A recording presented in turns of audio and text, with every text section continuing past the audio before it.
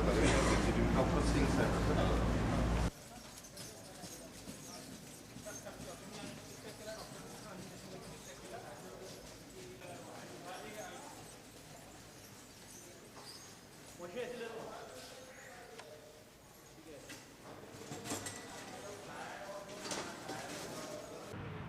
खोब्रागडे जे पीडित व्यक्ती आहे त्यांना सर हॉस्पिटलमध्ये मी बघायला गेलो होतो.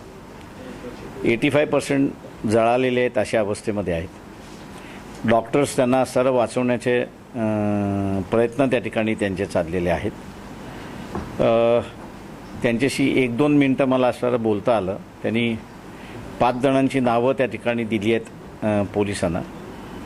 त्याच्याचवरनं ते असताना म्हणाले की बा जमिनीच्या वादावरनं आमची भांडणं झाली होती आणि त्याचा हे परिणाम आहे त्या ह्याच्यामध्ये.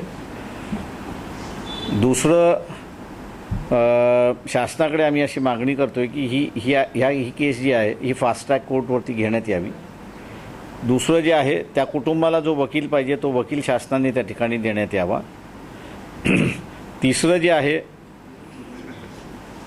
यांचं पुनर्वसन त्या गावातून दुसरीकडे केलं तर त्यांनी जे काही पोलिसांना स्टेटमेंट दिलेलं आहेत त्या स्टेटमेंटबरोबर ते राहतील.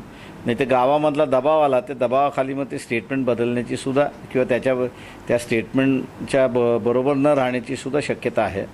चौथी मागणी आम्ही असं या ठिकाणी करतो आहे की ज्यांनी हे कृत्य घडवलेलं आहे त्या सगळ्यांच्या असणाऱ्या प्रॉपर्टी शासनाने जप्त करण्यात याव्या, जेणेकरून कुटुंबातला असणारा जो एक करतो त्याच्यावरतीच असणारा कारवाई होते, पण ते कुटुंब त्याच्या पाठीमागं असतं.